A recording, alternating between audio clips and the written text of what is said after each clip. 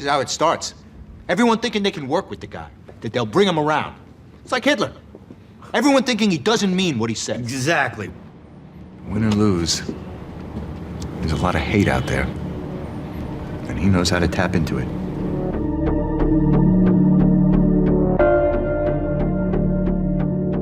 Hi, this is Peter Sagal, who you might know from my show on NPR called Wait, Wait, Don't Tell Me, and this is the first episode of the official podcast for the HBO miniseries, The Plot Against America. We will discuss each episode of the TV series in detail with the show's executive producer, Mr. David Simon. Hello, David. Hello. On this podcast, we're going to be talking about the miniseries episode by episode. We'll be talking about its adaptation, its production, its themes, its meaning with the guy who made it. This is a companion episode to part 1 of the HBO miniseries, The Plot Against America. So if you have not watched it, you should. Go watch it. We'll wait for you. Come back and we'll talk about it in great detail. In this episode, we meet the Levins, a Jewish family living in Newark, New Jersey, in the Jewish neighborhood of Wequahic in 1940.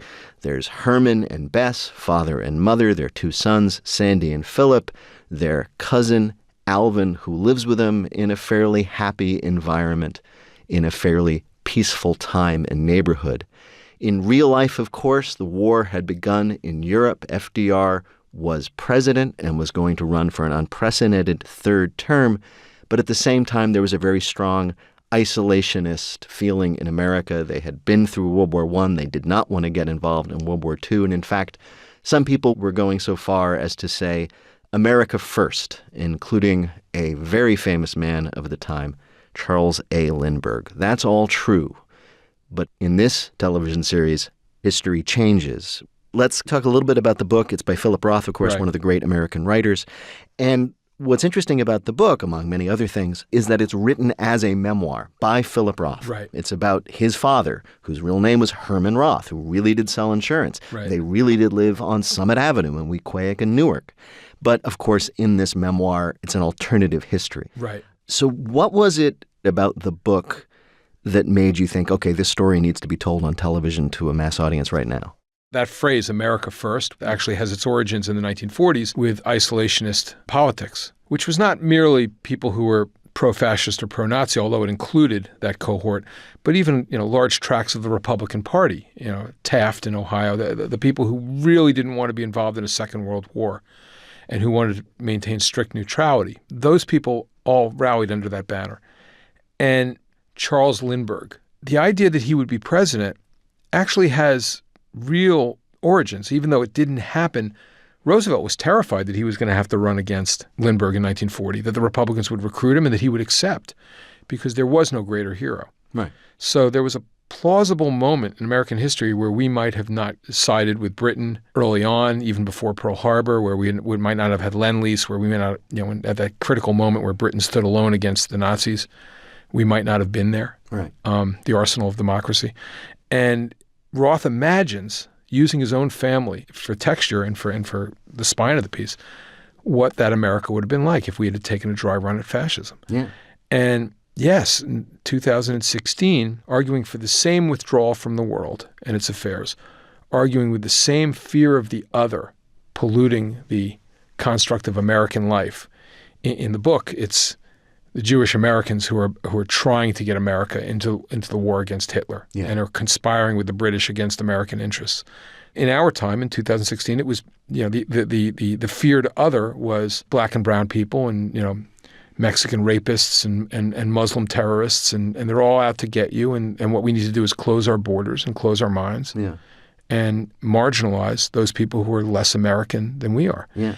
And so the same metrics and the same fuel were guiding this political revolution that was coming out of the woodwork. And I'll concede to a certain naivete on my part. I thought after the 8 years of Obama that certain political strategies were dead, that you could no longer metastasize xenophobia and racism and achieve political victory. Yeah. Obama won without white males. Right.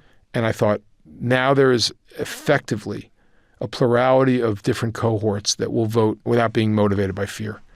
And that was pretty naive of me. Yeah. If I'm not mistaken, This is the first project you've ever done that has a very overt Jewish flavor to it. It's about a family of Jews who exist as Jews.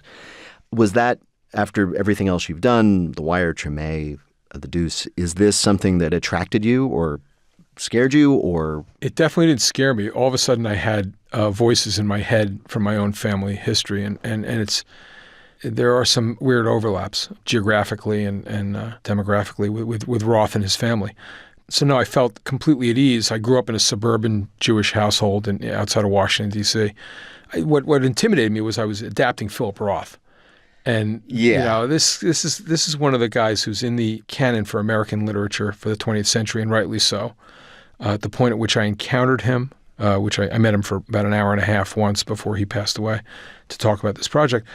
I'm a TV hack, and I'm walking into the apartment of a guy who, is basically waiting around for his Nobel. Right. Didn't come, but he deserved it. Shame on them. I know. But I met him on the day after they gave the award to Ishiguro, the Remains of the Day guy. And just because it was the day after they'd awarded it and not to Roth, I felt the need to make a joke. Right. So at his door, the first thing out of my mouth is, "Who's this guy with your prize?" Like I just couldn't help myself. And he was ready for it because he just looked at me and went, "At least they didn't give it to Peter, Paul, and Mary." Because he was still pissed about Bob Dylan. Like, it was like, fine, at least they gave it to a guy who wrote a novel, because he was still mad about Dylan a year later. So that's how we broke the ice. You broke the ice with Philip Roth. What was it? All right, though. You meet Philip Roth, as you say, one of the great giants of American literature. He's probably, it was a year or so before he died, so he's 80 or something. You said, "Hi, Mr. Roth, I'm going to adapt your novel into TV." What did he have to say about that? Well, I wanted to ask him what notes he had for me, and I also was going in with trying to secure in some ways some permission, if you will, to play around with some stuff that I thought needed to be addressed to make it relevant to what has just happened in 2016. So the first part is genuinely I'm soliciting what he thinks, and the second part is the chutzpah of, "Oh, hi, you're the great man of letters. There's a third act problem here that, can I play? Can I play with your novel?" So it was, like, in my head, it was fraught.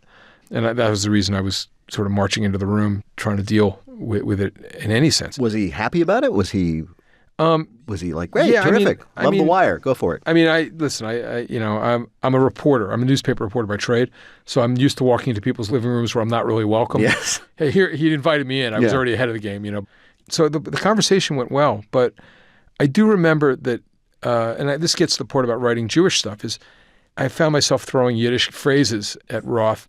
At some point, I was talking about we shouldn't get lost in the narishkeit of Trump, and using the word narishkeit. Yeah. Like, right away, I'm going, like, signaling to Roth, I was at the same dinner table. Right.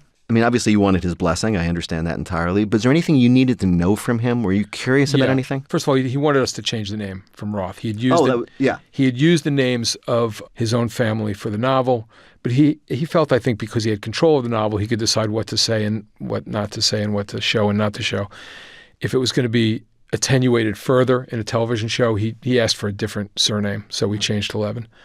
And he said, make no mistake, they should not be Orthodox. They should not be non-assimilating. Right. He wasn't looking for Williamsburg Hasids. Right. He didn't need Payas and which is emphasized at the start of this particular episode. But one of those guys, Frumische guys, we call them, show up. Yeah. And I remember in the script, you actually referred to him as an outsider. This is not them. This is something that's almost exotic and weird to them. The reason the piece works is that these are immigrants, the children of immigrants, I should say, who are assimilating just fine. And as fast as their little feet can take them, they're becoming Americans regardless. Right. So the whole false concern of, oh my God, will they be Americans like us? If we let them in, will they be sufficiently American that they won't ruin the texture of the country? That's always a lie. Right. It's just from the beginning of the know-nothings and the fear of the Irish, it's been a lie almost as old as the country that these people are different than us. Right. They speak a different language. They worship a different God. The smell of the food coming down the hall from their apartment is just different. They're not us. Right. Don't let them in. And that's a fear that is easily metastasized by the demagogues who want to use it. And so he understood rightly. I wrote a book about people who are assimilating no matter what. There is American, and it's something Roth said about himself, which was, I'm not a Jewish American writer, I'm an American writer. I happen to be from the vernacular of this immigrant group. Right. But by the time I land in Weequahic, in New Jersey, I'm an American, and I'm rock solid American, and I'm not even thinking about the notion of the hyphenate in front of my name. Right. It's strange, of course, that Philip Roth, who's like the greatest Jewish American writer perhaps we've ever had, thought of himself that way. Yeah. I mean, in fact, I think it's what liberated him to be blunt about his experiences, because a lot of his fiction is very direct about and unrelenting about the good and the bad of his community. All of which shows up in this book and, of course, many of his other books. There are a lot of things you approached you had to change. TV is different from novels. And we'll get to some of the changes you made as we go through the episodes. But perhaps the biggest challenge, I would think, is changing the book from the first-person perspective of Philip Roth. It's written from the perspective of an adult Philip Roth looking back on his childhood. It's so suffused with his consciousness as a 10-year-old. It's so much through his eyes, literally, like just the things he saw and observed. And I'm assuming that that's something you immediately had to grapple with.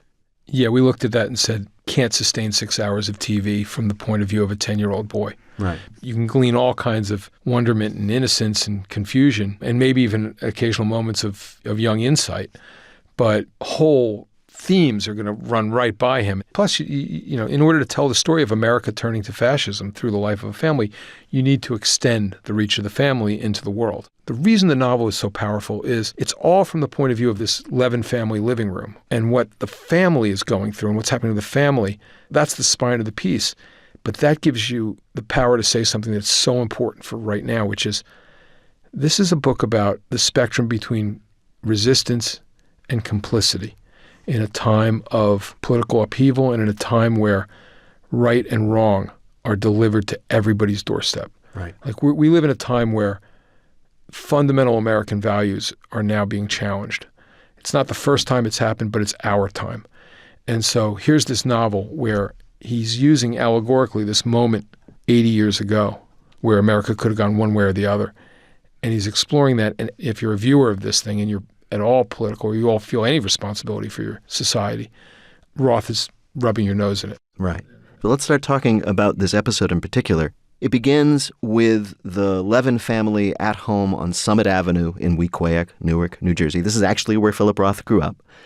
And I've looked at photographs of Philip Roth's childhood home. It's very much like what we see in this miniseries. Right. So I'm assuming you guys went to some length to recreate that milieu. Yeah, we did. We walked his block on Summit Avenue. It's about a block away from his school, from Weequahic High School, where we shot. We looked at his block. His block has too many overhead wires. Yeah. It was problematic in some ways. So we found a block very similar. I have a picture of the cast of the family. After we finished shooting one night, we all walked over there and took a picture in front of his house. Yeah. And I know Roth himself actually went back to his house and asked the people living there if he could walk through it when he was working on this novel. He wanted to reconnoiter his past. Minky Spiro was the director of this episode as well as the next two, and we spoke to her about what it was like to recreate 1940 New Jersey. There's something wonderfully challenging about being given the task to set up the show, because when you have to create 1940 Newark in the 21st century in 2019, it's almost impossible to find anywhere that is down tools, let's just go for it and film. Everything has to be adapted, amended, dealt with in post, you name it. But what was important to me was to believe that this street was our hero street of Summit Avenue. Start from a place of truth and then do what you need to do to make a wonderful piece of drama. Yeah, we very much tried to imbue the piece with what we could glean from the real. You mentioned the cast. Many of them, not all of them, are Jewish. Was that a concern when you cast the show, that you wanted Jews to play Jews? Initially, I wanted to stock this thing so full of Jews it was going to be, it was going to feel like the Exodus marching into New Jersey. Not just cast, but department heads, It's like I just had I imagined that I wanted to imbue it with something that felt intensely cultural. And the one thing that I discovered in some beautiful way, which is that if you're anything, if you're Jewish, if you're Italian, if you're Irish, whatever you are, you often think that you're living a unique immigrant or post-immigrant experience in America. And that your people had to leave, we're getting the crap kicked out of them somewhere on the planet. managed to wash up here, managed to scratch and claw, and that it's somehow a unique story. Right. So at some point, I'm looking for the best people I can get. And yes, Winona Ryder is half Jewish and very much identifies with her Jewishness. And Caleb, playing the older son, is Jewish. Morgan is half Jewish. Morgan Spector, who plays the Herman. But then we get to Zoe Kazan. And, I said, you should read this book. And I was working with her on Deuce. And I said, I think you can do this. I think you are best. And she said, I'm not Jewish. And I said, well, what are you? And she said, well, I'm Greek, but we're Turkish Greek. We lived in Turkey. I was like, what's more Cossack than that? Come on, like you're like more Jewish than Jewish if that's your background. You'll be fine. Yeah. And the same thing with Anthony Boyle's playing the nephew Alvin. He's Irish. I'm like, well, okay, loquacious, and you can carry a grudge. That's my version of the Irish. Yeah. So it's like you're already half Jewish. And then he goes, and I'm from Belfast and Catholic. I'm like, you're Jewish. You're Jewish. And then we get to Turturro. Right. Who is, by this point, an honorary Jew. Yeah. I mean, he's Barton Fink, Herbie Stemple, Bernie Birnbaum, Primo Levi. Right. The fact that he had not yet played a rabbi is just an accident of history. We could have had him bar mitzvah for him. At the end of He had enough liturgy. I mean, he was. I think doing Barton Fink counts as a bar mitzvah. Yeah, he's 100% Sicilian, and so what? Like in some ways, too much can be made about the uniqueness of anybody. Yeah, we're all Americans. How much of the milieu you created for the show was based on your own upbringing? You said you lived in a suburb, I'm assuming, outside Washington. I'm assuming you also lived, as the Levins do in Wequahic, around a lot of other Jews. Yeah, I mean, I lived in a neighborhood that was probably half Jewish, right over the D.C. line. But the earlier part of my generation, my brother and sister who were older than me, they grew up in Rockaway. Very Jewish, right. Very Jewish. My grandparents ran rooming houses in the summer. And before then, on my father's side of the family, he was from an area of Jersey City where we shot. The scout van pulled up to the area that we were going to use for downtown Wequahic for the Jewish section, in front of these Art Deco buildings on what is now Martin Luther King Boulevard, but what was then Jackson Avenue. And as soon as I saw Martin Luther King Boulevard, I said, "Are we near Stegman Street?" And they said, "Yeah, it's 3 blocks this way." And I walked down to where my grandparents' store was, where my dad grew up in the apartment right around the corner. My grandparents' store is now a Boost Mobile store. I stood out front of it and go, I can't believe I've made a big circle because we're about to shoot on this street. That's amazing. So when we finally built the interior as a set of the Levin apartment, I walked the set and I was looking for not really my 1960s upbringing in Silver Spring, Maryland. I was looking for my grandparents' homes and what I remembered of Rockaway and what I'd seen in pictures and what my dad. So I was looking for like what's in the bookcase. What are the pictures on the wall? Where are the Jewish artifacts? Where are the American bric-a-brac that has nothing to do with Judaism, that is sort of acquired? Right. I was really recreating things that I could palpably remember as being part of my grandparents' world, the homes in which my father grew up and where my mother grew up. And in fact, on the walls, I keep seeing them, and all the shots are virtually all of them are photographs of my extended family. Really? Yeah. Did you just grab them off the shelves? Did you have them made for the show? I'm one of those guys who collects old. Like I've done the ancestry. I have all the photos, and so I went through them and I found the ones that were all 1942 or earlier, and felt like they could be the Levins. And the other person who joined me in that was Winona Ryder. The bar mitzvah picture of her father is on the wall in the stairwell, and her grandfather was in the hallway. So she had the same vibe of like, let's get some of the DNA in here. Okay, everybody, start going through the episodes, searching and freezing. You can find Winona Ryder's grandfather. So let's start working through the episode. There's a crisis for the family, the Levins, almost as soon as we meet them. Herman, the father, he's been offered a promotion, which would require him to move the family out of their predominantly Jewish neighborhood in Newark and into the not Jewish town of Union, New Jersey, which he thinks is a great thing, but this brings up a different reaction in his wife, Bess. I was the only Jew in my class. I had no friends. People would walk by our apartment and point and say, "That's where the Jews live." It was something that had to be told to everyone. It wasn't that I was mistreated. I was just ignored and alone. I don't want that for them. What Bess is talking about in that moment is, I don't want to have my kids growing up where they feel as if they are unique and vulnerable because they're unique. Because that can be fairly brutalizing in its own way. Yeah. Particularly in an America that had not yet completely acclimated to the Jewish diaspora. Yeah, you know? there was a significant amount of institutional anti-Semitism Absolutely. in America at the time. Absolutely. There were quotas at the schools. There were, restricted clubs and social organizations. There was a quota in immigration from 24 on. You were told to stay among your kind. So here was this moment where, yes, the country is ostensibly wide open, and that tug of war is going on in that conversation between Herman, who feels as if he can now venture out. He feels strong enough to venture out into a neighborhood where maybe we won't be either in the majority or comfortably, a comfortable plurality of Jews. Yeah. So what? Yeah. He's ready to be even more American than she is at that point. Yeah. But they're on a continuum. And there's their children will be further along, and their children's children may. What's interesting is Herman is resistant to this idea that they can't move to Union and be comfortable and happy, and then of course they see that beer garden of these very happy German Americans celebrating, and he suddenly realizes, no, this isn't the place for them. And so it does seem as if he has some sense of vulnerability, of wanting to be among his own people. Yeah, Herman's character is a stubborn one, and I actually think he has that encounter, and he's not yet writing off Union. He's saying to himself, they're sons of bitches, but I still want that house, and it requires Bess to say to him, this is unsustainable. Right. From the point of view of our children, this is not what we want. And Bess, in her quiet way, is the real rock in the family. Do you think that when Herman decides to turn down the promotion, goes into New York and meets the big boss, do you think he's doing that simply because he wants to please his wife and make his wife happy in the best way? It's one of the wonderful things about the book that translates to the miniseries is the strength and quality of their marriage. Yeah, it really, I think so. I think if he was left to his own devices, he'd take it, he'd bowl through. He's a stubborn man and a relentlessly brave man with his own emotions. Yeah. There's another character and member of the family that we meet, and that's cousin Alvin Levin. He is the son of the now deceased brother of Herman. Herman feels responsibility for him, so he lives with them, but there's a lot of tension between them. Yeah.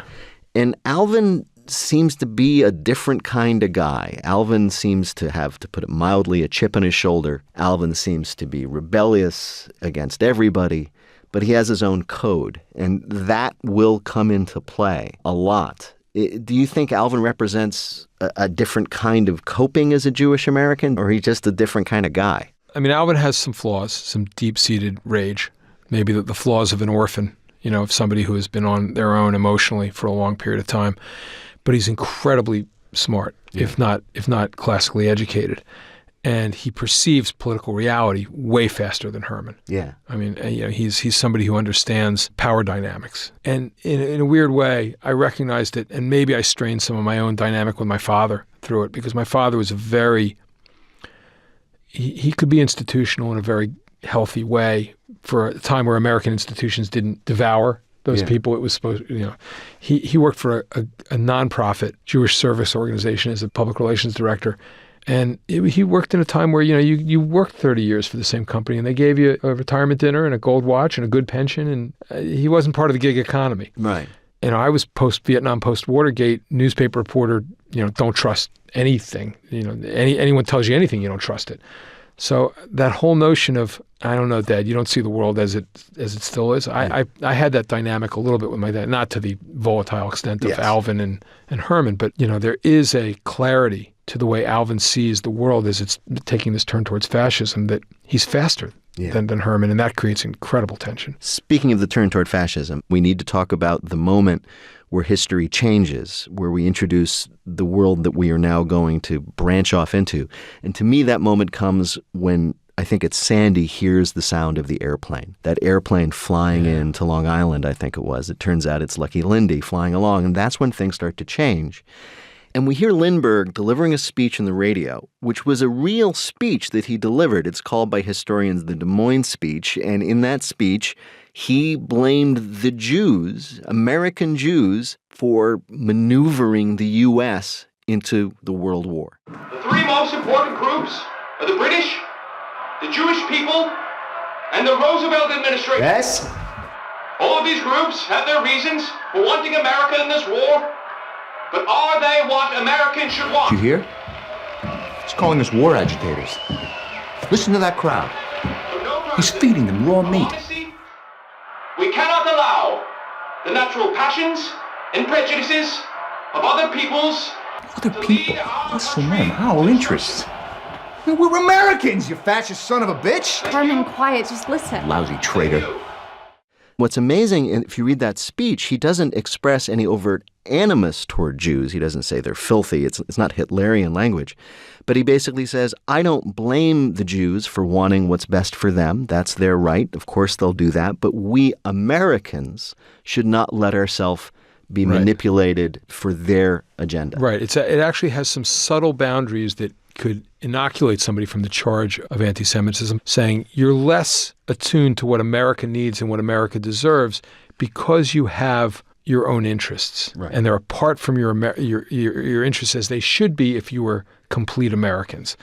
That's the backhand of that. Yeah. It's been done throughout history of like, if you were more American and less of your hyphenate, you would realize, for example, that the civil rights movement is being used by leftists and outside agitators and communists and everyone, including Khrushchev, to demean and hurt your country. Right. So why do you keep advocating for civil rights when it puts you on the side? Like, don't you understand you're less American than the people who just shut up and allow this to go?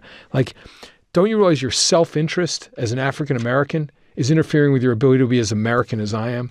And that's the subtle backhand of the racialist notion of what he's doing in Des Moines, which is saying we can't trust our Jewish American citizens to see the world as it is because, hey, they're Jewish. They're Jewish and they have their own agenda. They're more interested in the welfare of their own people, like anybody would be. The idea that they're looking at Hitler and saying this man is an affront to humanity as a whole. Yeah. And what he does to the Jews is indicative of what he's about to do. He's about to turn all of Europe into a charnel house, and he's about to go to places of barbarity that we haven't known yet in terms of the sheer weight of 20th century technology brought to bear on crimes against humanity. He's about to do things that are astonishing. Yeah. And he's said so. And he's demonstrating every day his capacity for war making and brutality. And we see that. And we're on the right side of history. Well, no, you're on the Jewish side. Right. Herman and Alvin have different reactions to the speech. Herman is like this anti-Semitic son of a bitch, but don't worry, FDR's president, this guy's just a Nazi, don't worry about him. Herman has faith, it seems, like this is a fringe view. This is hateful and stupid, but there will be no impact. It'll have no effect. Right. Alvin is less sanguine. He, and this is how the episode ends, he decides to take some action. Yeah. After one of his friends over at the candy store is beat up, he and his friends get into a car, go back to Union and find a sequence not in the book. Yes, exactly. And that's what I wanted to add. There are things that will happen later that this is maybe a prelude for, but I did want to ask you why you added that action, that confrontation, that violence at the end of this opening episode. For a couple of reasons, one of which is I felt like at the end of the first episode, we needed to presage where the country was headed, the divisiveness of what was being set in motion in terms of the slow motion civil war in America over who we are and how we're going to behave and how we're going to respond to the threat of fascism or not respond or embrace it. And in some respects, I needed to reference that at the end of the first episode and deliver some sort of preamble to where the piece is going. It also sets Alvin apart as somebody who is willing to fight. Whatever the resistance is, wherever it is, that's the best part of Alvin. He's got a lot of flaws and there's a lot of ugly in there too, but he is willing to fight. And so it delivered that in a very basic way. But mostly what I did, and we intercut it with what was happening in the world as a whole. It's also allegorical for the world now struggling to come to terms with what the world is going to be in 1940. Yeah. It really was a worldwide imbroglio between two fundamentally different ideas. 1940 is only a couple years away from the famous Munich conference where Europe decided that it'd be better just to get along with Hitler and everything will work out if we just stay at peace. Right. Even though in 1940 Europe's now at war, there was like, should we fight them? Should we let them fight each other? Should we stay neutral? Right. And that's represented in these And two most things. of the country was isolationist in 1940. Yeah, as a matter of fact, FDR, in order to get elected, had to promise, I think his phrase was, I won't send American boys to fight right. in European wars. He Right. had to adopt an isolationist line, Right. even though, as we know, that was not particularly his view. The attitude that Herman seems to have as we get to the end of the episode is a phrase that Sinclair Lewis uses the title of his book about fascism arising in America, which is, it can't happen here. Right. That he seems to have this faith that this is America, and he says this many times in different ways in the course of the series, this is America, this is a democracy, this is our country, this is not Europe, we are not fascist, this is not going to happen here. We will reject this, bacillus, this infection of fascism. And he seems to have real faith that that's the case. Alvin doesn't seem so sure. Well, if you were concerned about some of the messages that were getting traction in 2016, I think we all remember that notion of, is the country really going to go in this way? If you live in New York or LA or San Francisco, or if you're riding the crest of the new pluralistic America, you're amazed at the rise of Donald Trump, that this stuff sells anywhere. But that's the problem. There's been a schism in America, and some portion of the country is not experiencing the same future. Yeah. That's to be criticized, the fact that we've only brought a certain portion of our nation forward into a moment that is inevitable. Right. One thing we should touch on, because it's relevant to this, is the media environment, which comes up again and again in the show. Herman is constantly going to the movie theater to see the newsreels, which is what they had instead of cable TV. You had to get up, go down the street. 2 days late. Yeah. 2 days late, but you got to see these films coming back from Europe of what was going on. And then, of course, the radio. And Walter Winchell, who, again, a very real person, a Jew, who was the most dominant media figure, perhaps, of the era. Yeah. Who had his Sunday night show, the Jergens lotion sponsored. It was something to be a radio personality back then. Yeah, and he was the greatest of the great. Winchell's interesting because in the Rothian pantheon of this book, he's a hero. He's unrelentingly, he has perfect clarity about what Lindbergh is and what he represents and what the demagogic impulse is on the part of some portion of America and what we're susceptible to. And he speaks right to it, often without filter. He makes enemies by telling the truth. It's real truth to power stuff. But historically, that was where Winchell was right. He was anti-America Firster and anti-Lindbergh. And, in some later incarnation, he was completely susceptible to McCarthyism and a savage turn to the right. He was a great advocate for Hoover's excesses and for building up FBI and the surveillance state. The surveillance state.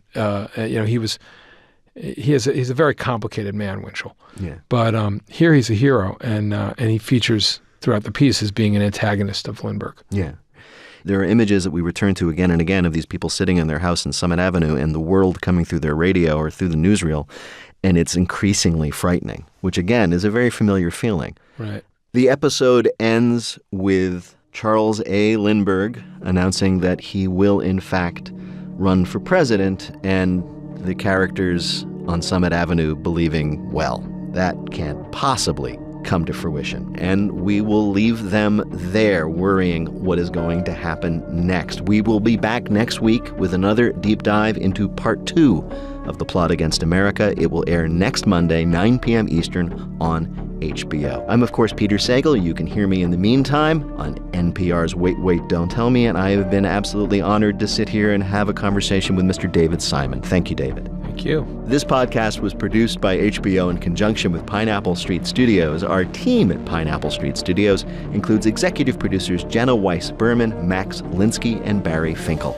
This episode's lead producer is Emmanuel Hapsis. Our associate producer is Alexis Moore. Post-producing and mixing is by Elliot Adler, and our editor is Maddie Sprung-Kaiser. You can listen to this podcast again and again if you like. You can review and rate it via Apple Podcasts, Spotify, YouTube, the HBO apps, or anywhere else you might get your podcasts. Until next time, this is Peter Sagal thanking you, thanking David Simon, and we'll talk to you next week.